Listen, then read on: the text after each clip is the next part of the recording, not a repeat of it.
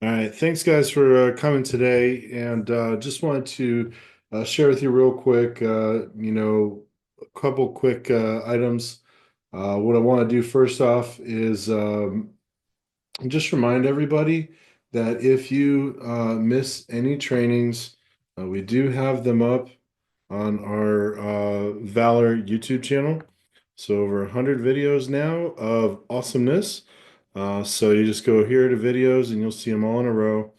We've had some tremendous success with the back to basics. So we've talked about living benefits. We've talked about licensing, getting appointed, resident versus non-resident. And then last night we did annuities, how they work, what different types there are, and stuff like that. So if you are looking for an additional set of training time, it's 8 o'clock Central. It is in the newsletter, so all you have to do is click on it, register, and it should get you squared away for all of them. Now, some things that on the horizon on stuff that we're doing. So, for example's sake, here we have all of these trainings. We are working on putting together a community. We have one set up for the Rise partners already, just to give you guys an idea. But then we're also going to look to start setting up a community with learning. We'll have learning management courses or opportunities for, say, newer people. So we'll take some of these courses or videos that we have from Back to Basics, from these trainings as well, chop them up and put them in here. So we'll have something like this that will be more coordinated in the Valor site. So we're going to have a login and everything. So really what we're doing is we're getting ramped up. Like this is the year for accelerated growth. This is the year for opportunities to branch out. Like I said, we have several ways that you can make money inside the Valor format. And ultimately, all of them are going to kind of come together in this system, so this login system, trying to get ways to make connectivity easier than going here, there, and everywhere. So more to come on that, and we'll have different groups for different people. I would say there's a lot to be excited about from the standpoint of Valor. And then also just a friendly reminder, TGC is coming May 2nd and th or 3rd and 4th. So it should be on a weekend and it's not Mother's Day. So learned my lesson from last year. So it'll be in Dallas, settling on probably the Westin in Irving, Texas. So just right near DFW Airport. And then what we'll be doing is, doing some micro collaboration events across the country as well. So those of you who are looking to build a team, grow, we're going to do some micro collaboration events all across the country. And you're more than willing to tack on, refer people to the events and things like that. And then we can take it from there. So more to come on all that. But today, what we plan on talking about is understanding universal life and index universal life. So last week we talked about the differences between traditional whole life and term insurance. And so this week we're going to talk about different types or chassis of the universal life. And so, as we go through this, the idea again is we're taking soup to nuts. The idea of as we continue to grow in the process of what we do here, it's almost like 52 weeks of growth. So, getting through some of the basics here now, but all very relevant stuff to understand, how you want to serve your clients. So. Today, we're going to provide an in-depth understanding of traditional universal life and also index universal life. The objective here is to really understand, explore the benefits and risks, and then talk about a couple of our core carriers. We have about 5 to 7 core carriers that we can dance around. So we'll look at some of the differences between National Life Group and Symetra, and maybe if we have time, run some illustrations as well. Let's start out with uh, universal life. So, what is universal life? It is a type of permanent insurance. The big thing about it is its flexibility. So, if we think about traditional universal life insurance, that was the big thing, and really, it caught people's eye back in the day. I'll use the quotes back in the day because universal life was another form of permanent insurance. Before, it was just term and whole life. And then the chassis of universal life came about. Now, universal life does span into three different types. Yeah, three different types of universal life. And we're going to talk about two out of the three. The one we're not going to touch on is VULs or variable universal life. I think because we don't really have the opportunity to sell it, it's probably not worth going over. I might, if I haven't some more time or another day. But when we talk about universal life, some of the key features of this is flexible premiums. So once again, when you think about traditional whole life is designed to be rigid, fixed premiums, fixed duration of time, and that is what it is to give you all those guarantees.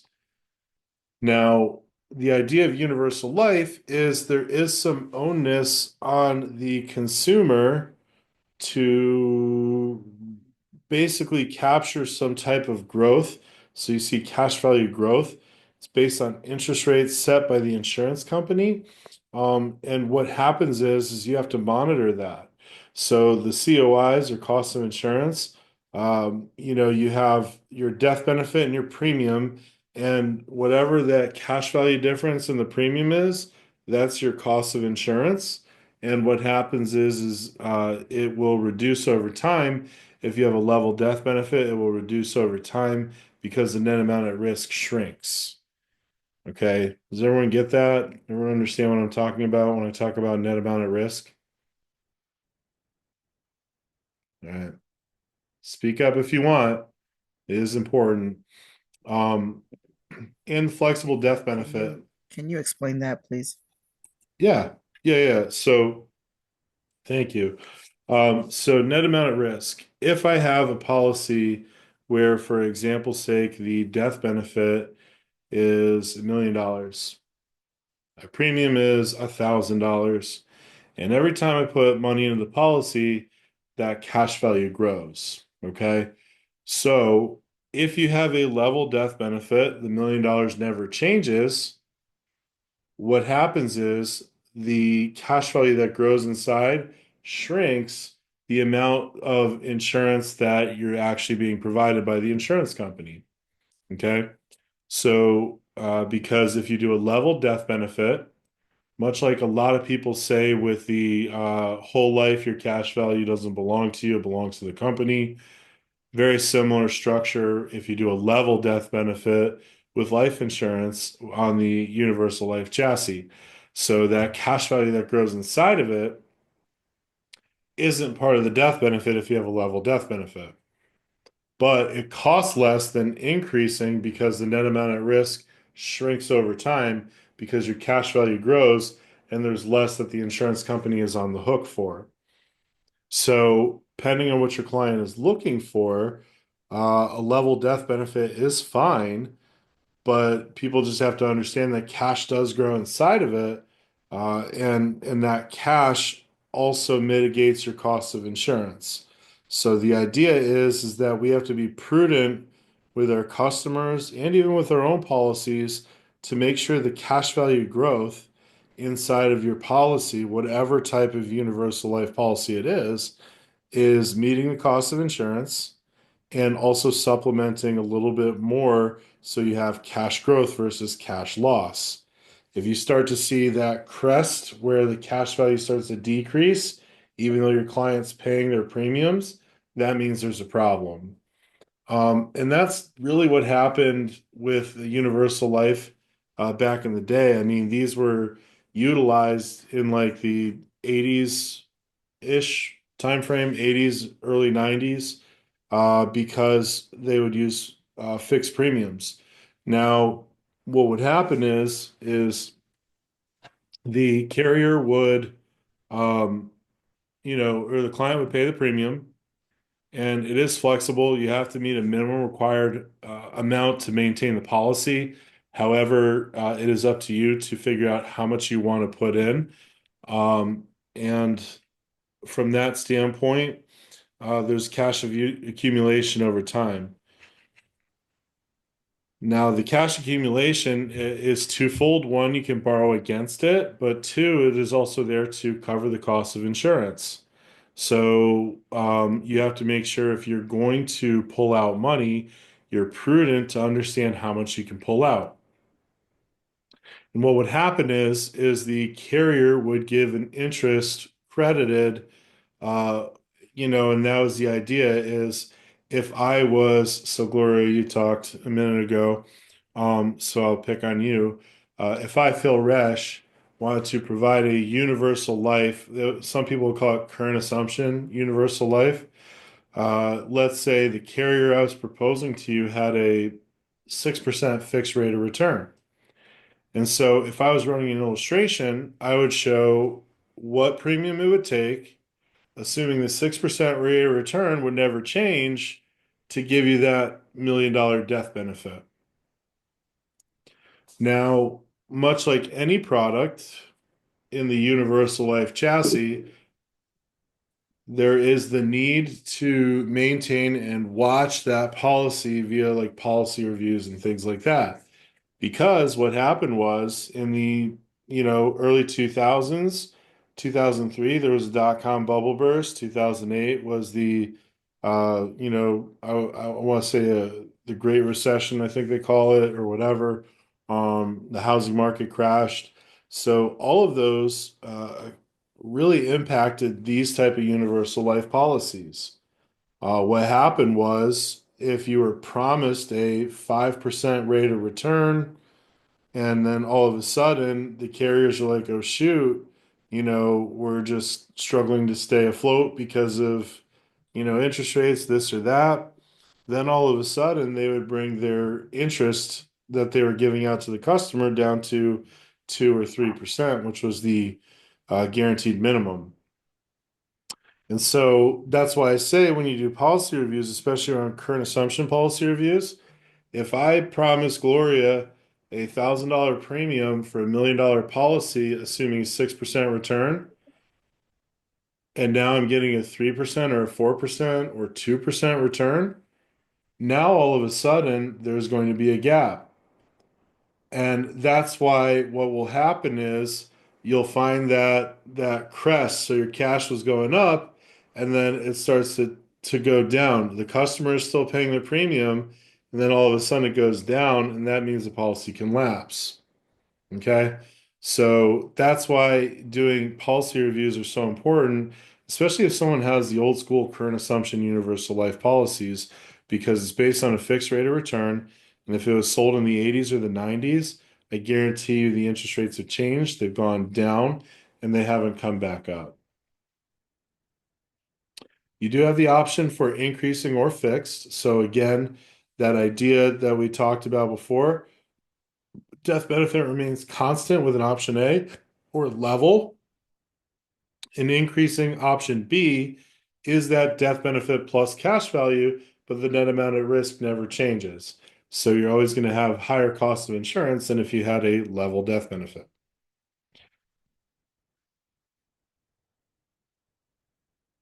So we talk about pros and cons. The pros all the time with IULs is flexibility, or ULs is flexibility.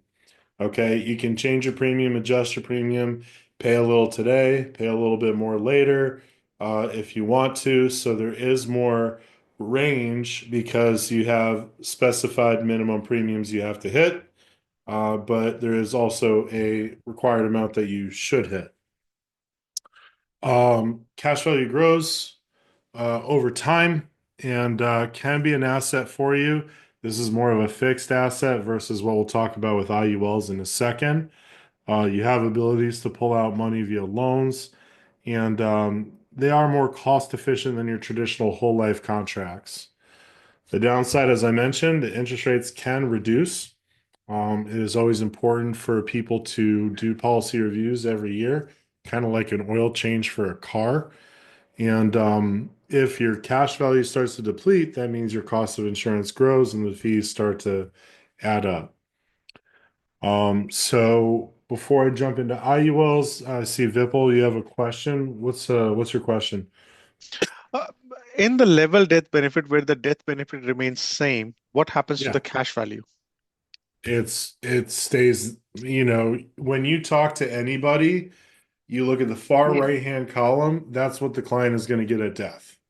So if the cash value is in there on a level policy, that is actually part of the death benefit. But because when you look at how costs are with insurance policies, the costs of insurance are higher for increasing because that net amount of risk never changes. So you're always going to have cash value is being tacked on to the death benefit. So as they ratchet up, they go together, and that net amount of risk never changes, meaning your cost of insurance is higher. So if someone is looking for a static death benefit and they're okay paying the premium, that cash value is going to grow. And that means there's less onus or responsibility from the insurance company because the cash is technically part of the death benefit. Sorry, I thought cash is not part of the death benefits. If your death benefit is same.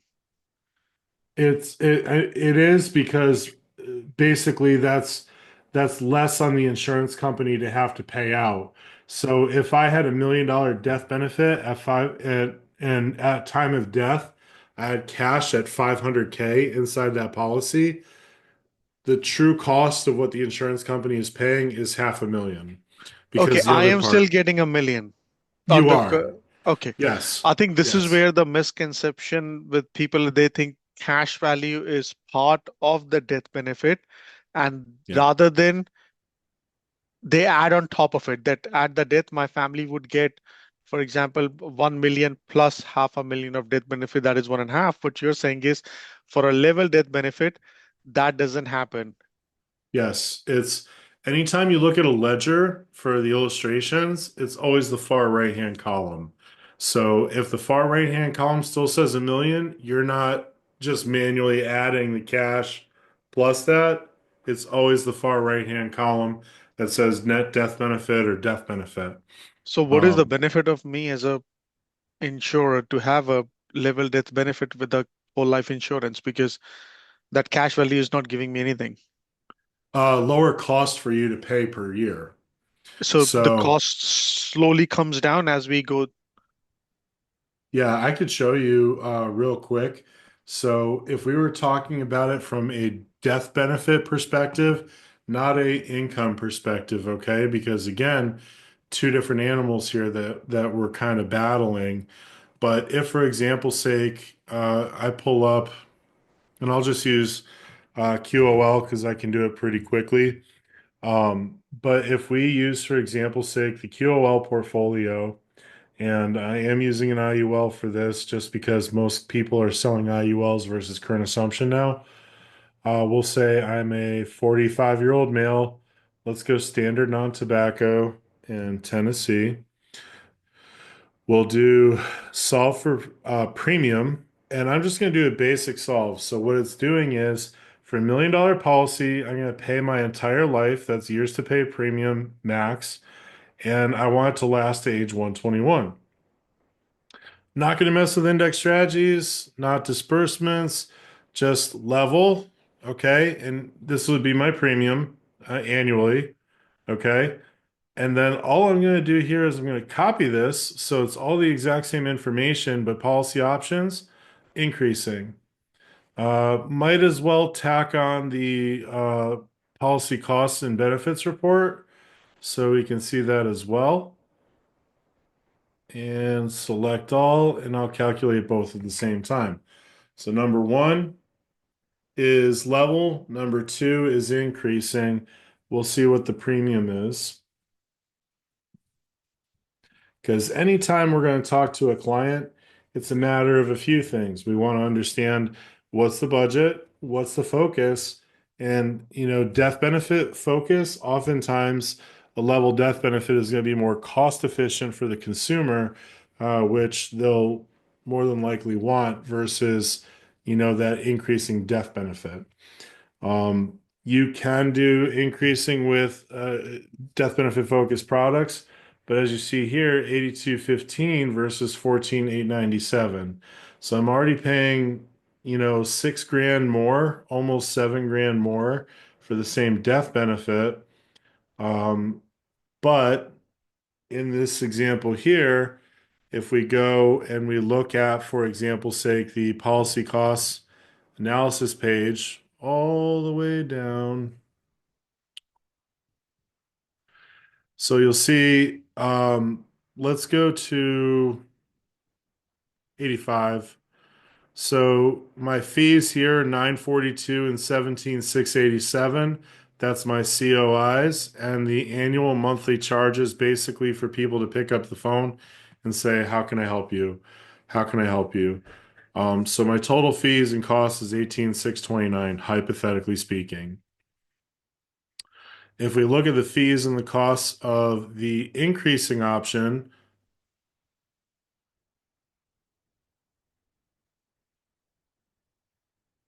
at 85, it's 34,778.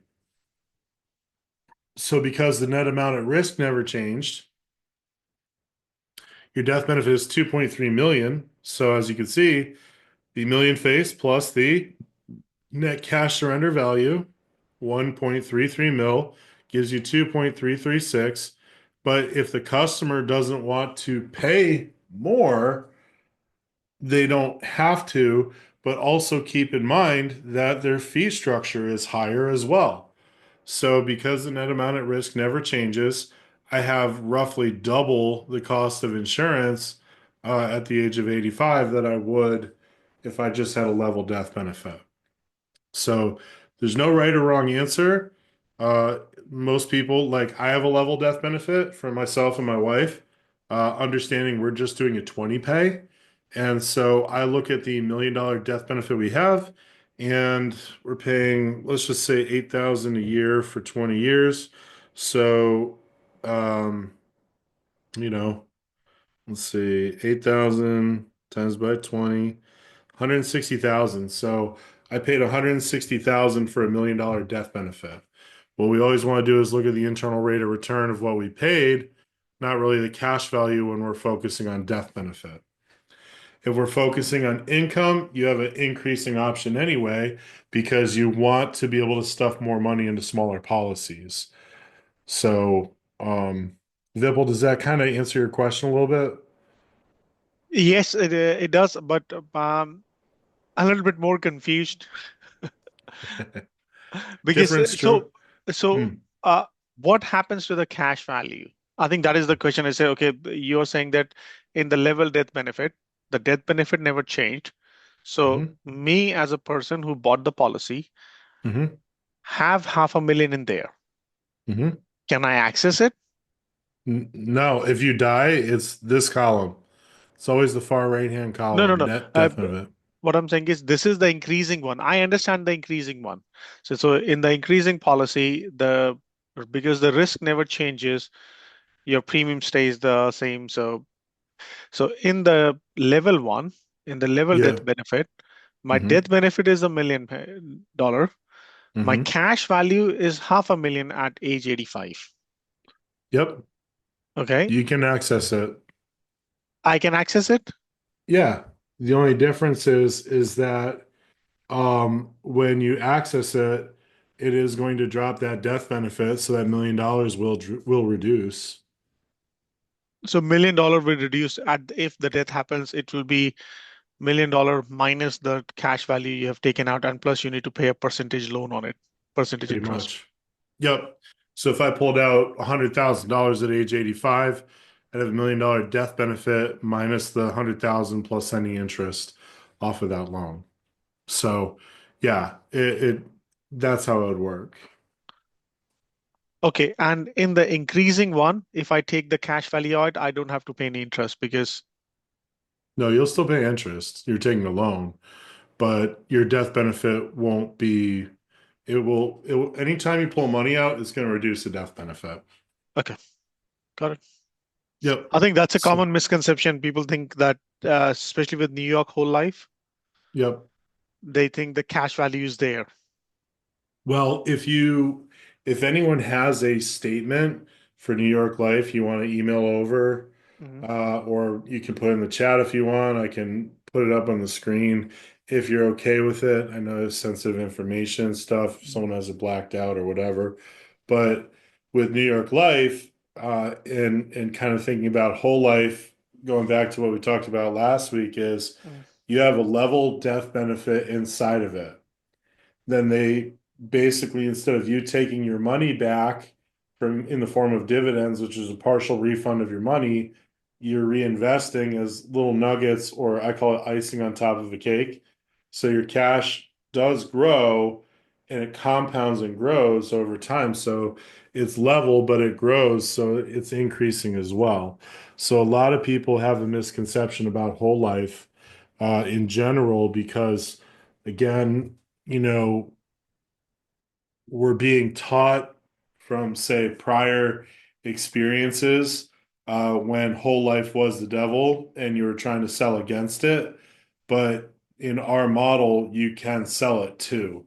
So you have to see the good in all products and understand that at the end of the day, it's what the client wants, because sometimes bias does, jump into the conversation, and it's there's no fault. I mean, everyone has this industry is interesting because we're all being brought up by someone else who is kind of taking us under their wing. So it's good or bad habits, but nonetheless, if someone wants whole life for the guarantees, we have three fantastic carriers for that too. But pretty much any policy, whether you talk a level death benefit, um, is like this policy, or a whole life policy is level, but they have dividends that stack on top. So that's the difference. And then I see a question. Can you please categorize which one is better for level or increasing depending upon age or health? That's a great question. Netra. So when it boils down to it, when you think about the type of customer that you're looking for, increasing versus level, juvies, 20s, 30s, I would always go increasing, because, they're probably going to use it as a motive for cash accumulation. Not many 20 or 30-year-olds are looking for death benefit focused sales. But on the flip side is that when you think about it, if you have someone 40s, 50s, like the perfect sale for a level death benefit on this one, I would add the critical illness or chronic illness rider. So I know for a fact I'm going to get $20,000 or whatever the per diem is, if it's less than 20,000 per month if I have long-term care. So it creates a sustainability and the opportunity for you to understand exactly what you're going to get. So that's why I like, level for certain things like 40 plus. It might lead into the conversation depending on the objective. Is it death benefit focused or accumulation focused? Um, okay, so Roshni, how is the cash surrender value calculated? And that's what we get, right? Not the cash value. Yeah, you're correct.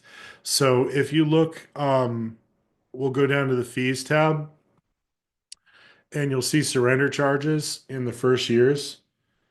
Um, you'll see that surrender charges start here for this type of product, and then they dwindle over 19 years. So there is a difference between, this product, which is a protection product, versus a accumulation product. Most accumulation products are between 10 to 15 years. But as you can see, there is monthly charges, annualized monthly charges. They used to say monthly charges until I told AIG or Corbridge now that people are getting confused. They think that this is going to be every single month. And it's annualized monthly charges, so 37.79 broken down. You have cost of insurance, and then you'll see your total charges here minus your interest. equals your policy value. Yes, it is different. I know, you're putting 8215 in minus 4939, add 296. It should be in the ballpark here, but it is not easy math. There's a lot of timing for everything. So I would say use this as an idea, but don't, fully go, crazy and say, this is $1 off, this is $10 off. Yes, there's timing and differences in all of it. But, when you look at when you look at the policy value, Roshni, to kind of put a bow on what you asked, the what you have access to is the net cash surrender value, not the policy value. You'll see here that the policy value and the net surrender value are the same if you've pulled out no money. But let's say here at 66, I pulled out $50,000. Well, my net surrender value is going to be less than my actual policy value because I pulled money out. Fatima, to answer your question, what three carriers do we have for whole life? We have Mass Mutual. We have New York Life. You can sell New York Life, but your first case has to be 30K or higher for you to have access to their portfolio. And then we have Lafayette. Lafayette is another subsidiary, so Western and Southern. You have Columbus, which is one of our core carriers, and now you have Lafayette as well, which will be another one of our core carriers. They'll be our core whole life carrier. We can develop hierarchies around them. They have a very good infinite banking concept story that goes along with it. More than likely, they'll be at our great collaboration as well to talk about infinite banking, because once again, we can sell anything. So we have very solid carriers from that standpoint. Um, so hopefully that answered the questions that we had for now. Great questions. And like I said, this time is for you. This isn't a lecture by any means. I want people to have questions because, to be quite frank, no one wants to listen to this the whole time unless you do. So moving on to IUL. So in the grand scheme of things, current assumption UL was first in the universal life chassis. Then they progressed to VUL. The reason why is because people wanted to capture the variable markets. You could literally throw a dart against a wall of stocks, and it's going to be a double-digit return in the 90s. So they captured that structure and flow, and what you saw was the growth and opportunity of variable UL. Well, 2003, 2008 hit, and all of a sudden it's not as sexy as it used to be, given the fact that there was a lot of hits, a lot of negative downturn, and could impact the client's policies. Now, fast forward to, let's say, uh, 14 years earlier than 2022. Can't do the math right now, but you would see after 2008, I'll say all the way up to about 22, we had some pretty solid market runs. We had some soft markets, 22 to 24 ish, which hurt, but VULs are still being sold, believe it or not. Financial advisors do a lot of that work. But really, what you'll find is that the hybrid between a VUL and a current assumption UL came through with the IULs. Okay, so Index Universal Life.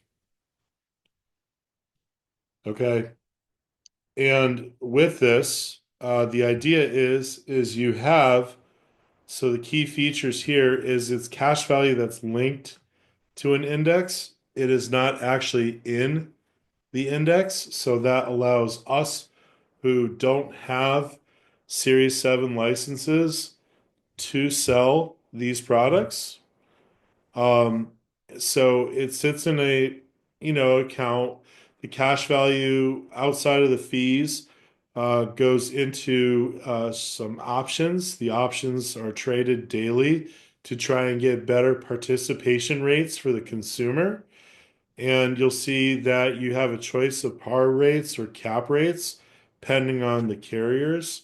And if you think about it, participation means you're participating in a percentage, As you can see, the example is 80% of the S&P 500 return. Most carriers will not do a participation like that because the S&P can be rather aggressive some years, and 80% of the S&P would be like, a potential for like a 20% return, which would be pretty high for these IULs. Think of IULs like a aggressive bond. Okay, they're not meant to beat the stock market.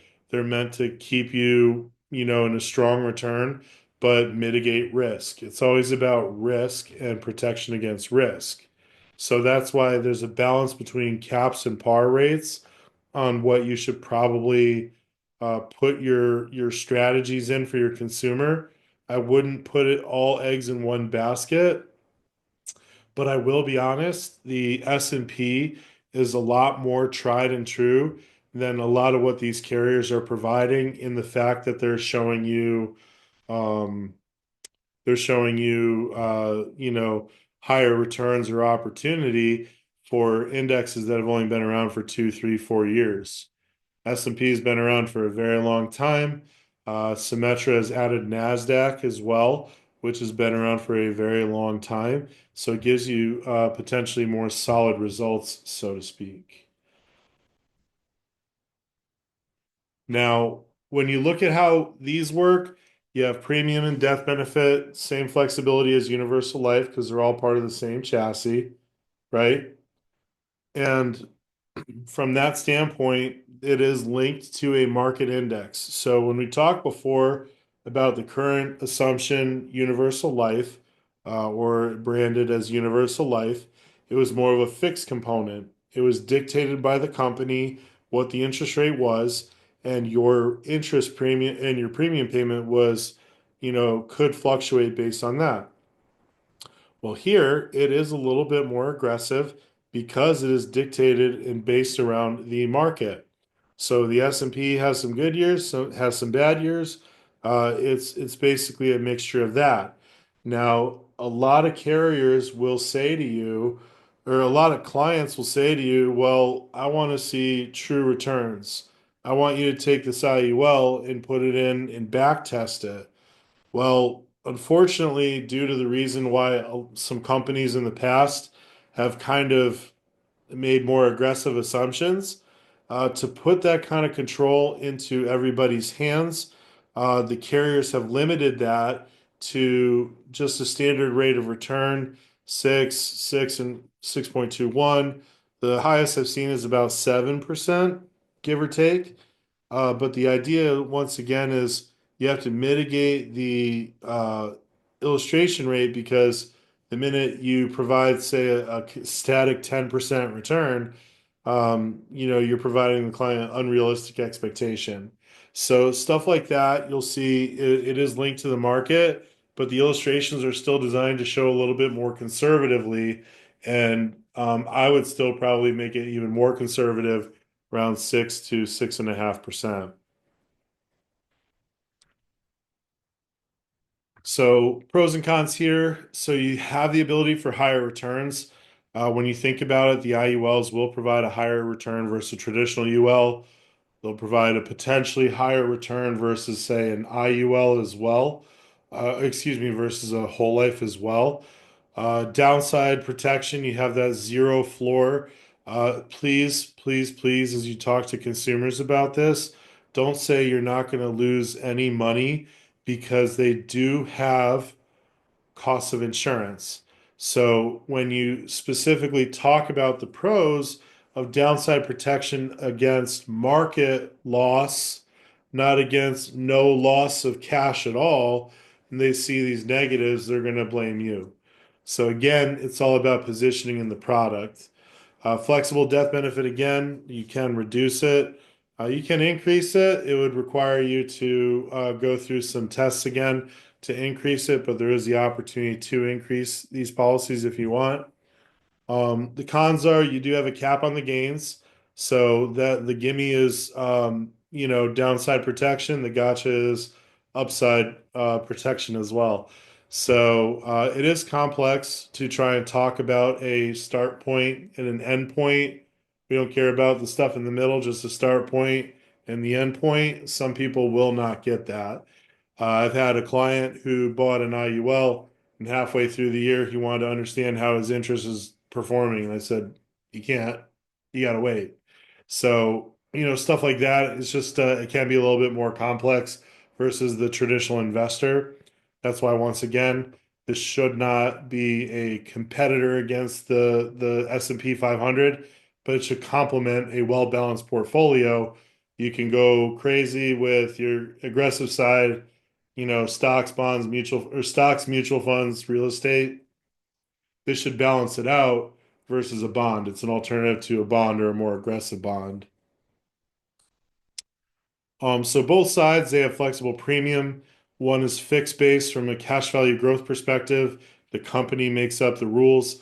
The other is index linked, so potential for higher income.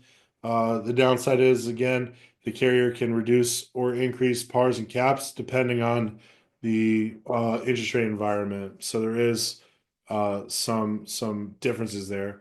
Risk of loss, there's no loss on the universal life side. It's a fixed rate. Once again, they say yes, depending on market performance, but there's a floor. So really, there's no loss on either side per se, just cost of insurance. Cap on returns. There is no cap on the returns for the universal life. The only cap I would say is that it's dictated by the carrier. So you're not going to see anything like a 11 or 12% interest rate on a universal life product. Index, you do have the caps, but there's some that are like 11 and a half, 12, things like that. And they both have fixed or increasing options. So case study, just real quick. The things that I was just going to highlight here real quick were two things. One, the target market, so the bottom left-hand corner, where you'll often see National Life Group is prominent. Juveniles. So if you run a lot of juvie cases, so 529 alternatives, National Life Group is one of the best for that. They also have the ability to go up to $1 million for juveniles. The parents just have to have double the coverage. Um, Kaizen, if people are familiar with Kaizen, it is a form of premium finance. I like to call it baby premium finance because, you can do it for the millionaire next door. Just have to have 100,000 or higher in annual income for the last 2 years, and you could qualify for a premium finance case. And foreign nationals, domestic foreign nationals. So all you need is an I-10 and you can get a policy with National Life Group. Current cap is about 9.25%, so it's not the most aggressive S&P cap, but when you look at the returns over the last 30 years, it's about 10% average. So they're right on par with that. Living benefits as well. So you think of those who are familiar with Corebridge, the person who made them at NLG then went over to Corebridge to make them for the QOL product. So very, very well known for that. JP, I saw you go off mute. Did you have a question or a comment? Uh, no, Oh, I'm good. yes. So just Okay. one question when it comes to juveniles. So Yeah. what is the rating that we would get from NLG? So most of the carriers for juveniles, they offer standard tobacco. Yep. And the difference is with that, so just keep in mind a juvenile for standard tobacco, like uh Netro, I'm gonna pick on you because when you first went independent, we had the same conversations. And there's one carrier that'll give you preferred, it's Securian. But when you look at the interest rates or you look at the differences between a preferred with Securian and a standard tobacco for a kid with NLG, QOL, it's all pretty much the same. So the difference is when your kid gets to 18, NLG, you have the ability to go up to preferred plus. AIG, you have the ability to go to standard. So there's some differences there. Um, but yes, it's going to be a standard tobacco, pretty much the same with every carrier except for Securian. Um, but once again, if you want those higher limits, the two carriers that'll go up to a mil, is them and F&G. So one other question based on this.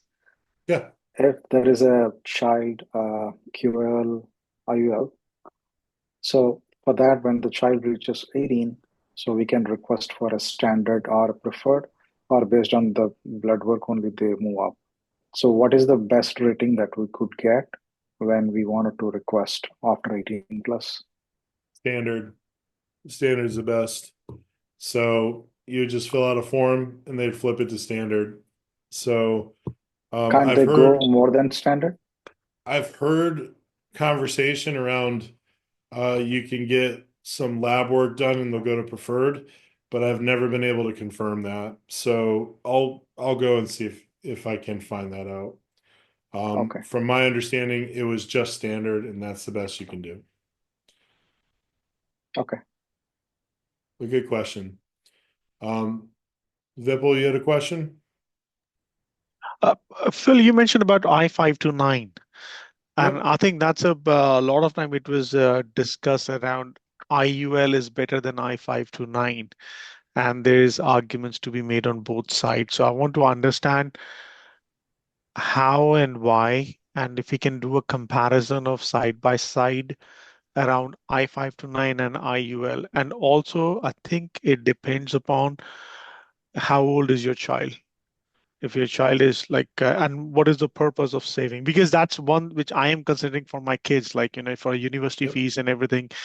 And these are the two options which came up. And me and Yeah. Sandeep discussed about a couple of hours about these two options, pros and cons. And like, okay, let's ask Phil, how do you compare those things? Yeah, I was gonna say, so the quick and dirty answer is that if your kid is 8 years or less, the 529 or the IUL is a good conversation. Okay, the younger the better. If they're getting closer to double digits, the 529 is going to beat it out of the water. Because when you think about insurance policies, once again, just going back to the conversation that we should always have with our customers, is that if you think of IULs, think of them like babies, okay? In order for the baby to have reciprocation, it takes time. You have to feed it, you have to change it, you have to care for it and nurture it. So reciprocation in IULs is usually around year 10 and beyond. First 10 years, the company's trying to recoup loss and everything. So you have higher fees in the first 10 years.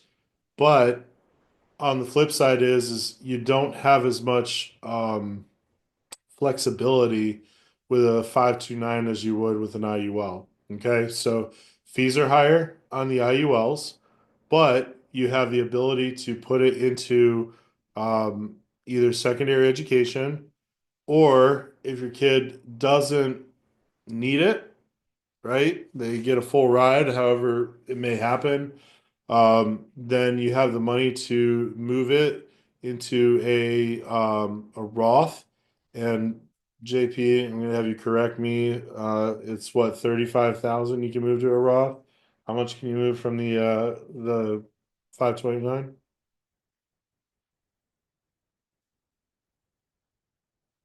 Yeah, mute.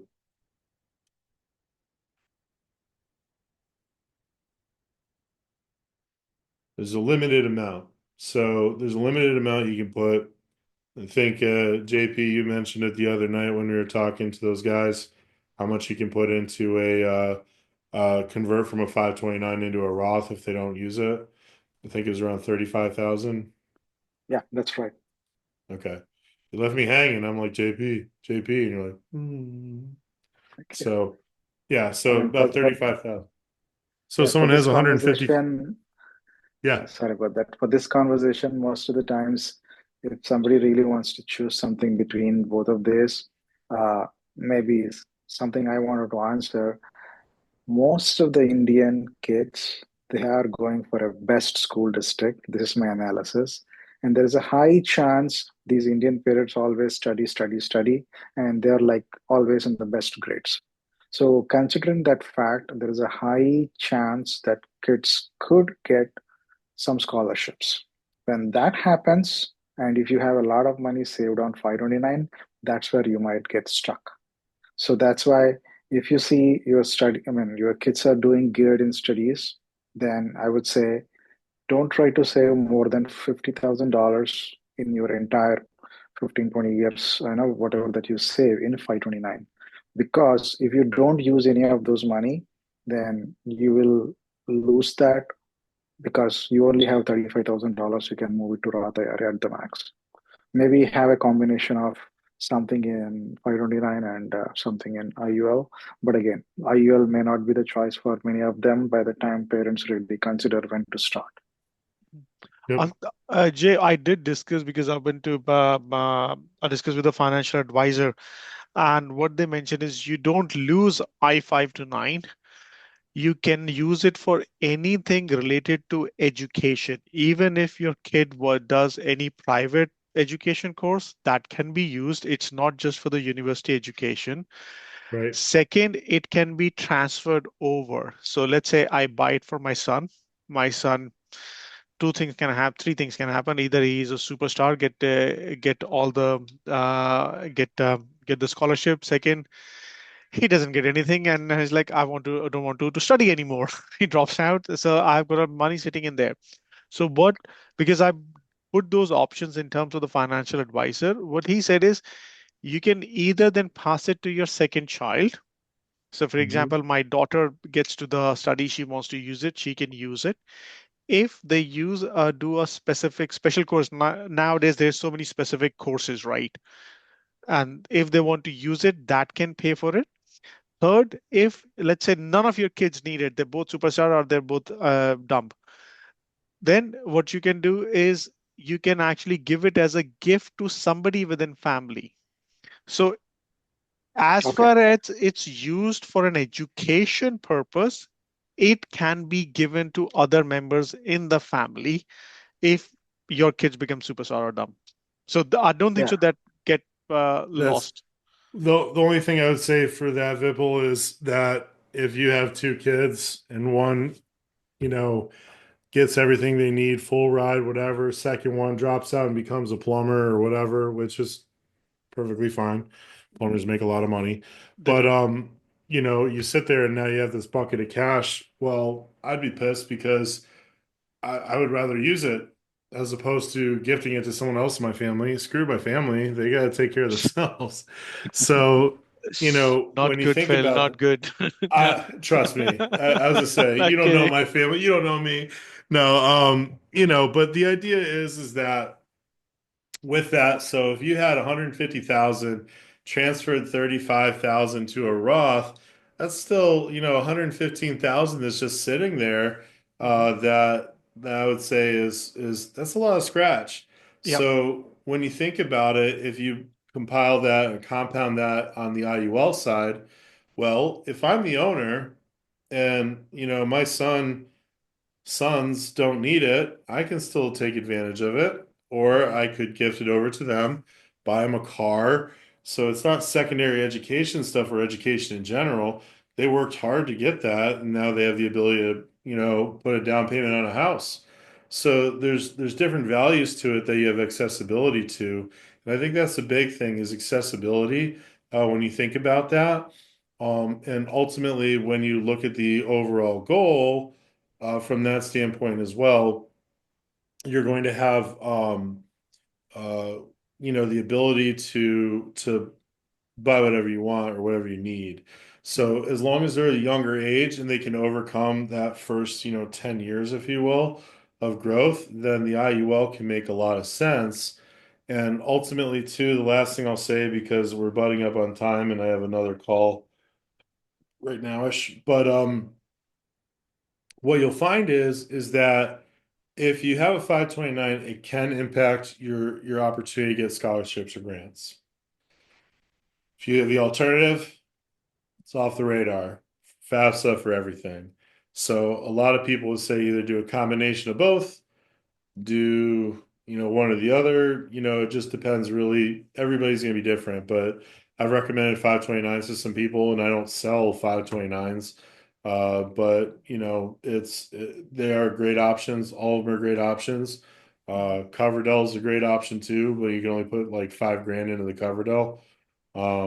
and you just have more investable options with a Coverdell versus a 529. You can convert it over, but it's still different. And Phil, one more question on this. And I-529, I think you get a tax advantage, right? Because if your company does it, then it goes out of your gross rather than your net. You're always going to get, so the cash value is going to be grow tax free. So yeah, you're going to get the advantage from that. I don't know any company that's giving 529 money. But usually when you put money into it, or Yep. like say your aunt, uncle can throw money into your Yep. 529 for your kids, hmm all that's going to grow tax free. The only time it would be not tax free is if you surrendered it, then you have the 10% penalty and all the taxes for the. No, not. I think from I-529, I'm not saying that it's a growing of the money. What I'm saying is when you put the money, for example, if I'm a No, salaried employee, then Yeah. no, all the contributions is after tax. in Yeah. 529, That's IRS rule. Yeah. okay, so 529 is after tax, not I was under the assumption that it goes before tax. No, No. No, No, you're okay, thinking IRAs. Yeah. okay, So yeah. all right, let's put a bow on this bad boy because I got another meeting to jump to. Quick study on Symetra. Um, so some of their perks, they have higher cap rates, 11.5%. They have a pretty low fee structure for their IULs. They have a protection and accumulation IULs. Um, they also work very well with non-resident foreign nationals. So someone literally comes in, like say their kid goes to school here or whatever, where they have about as much as 25K in a bank account, they can technically get an IUL. It has to be at least 1 million. So it's high net worth foreign nationals. Um, and they have really, really good income and protection products. So, one of the carriers I use quite often in regards to protection sales that where people don't want living benefits. So, again, when you talk key takeaways, traditional universal life, a little bit more of a dinosaur. Not many people use it anymore. Index is really where most people are kind of hanging their hat. And each carrier has a strong value proposition, whether you talk Symetra or NLG, but really it's our job to ask the right questions. Um, Universal Life Index, clear cut, when to recommend it. Both, I would say, really at this point, Universal Life is probably kind of out of the picture. So we're looking more at the IULs. And that's really it. So any questions? This is my marketing number. So those of you who have my cell number, use my cell number. But this is my marketing number for those who are watching on YouTube. Valor Financial Specialist, Phil at valorfs.com. We will continue to have these trainings. So Wednesday nights, you have the opportunity to come in and do some like crunching of numbers, case design, remedial stuff. This is again higher level, different types of trainings, carrier stuff as well. So, um, want to say thank you. Hopefully, you enjoyed the presentation. And I'll see you guys next week. Thanks, Thank you, Will. Phil. All thanks, right. Phil. See you guys. Thanks, Phil. Bye. Bye. See ya.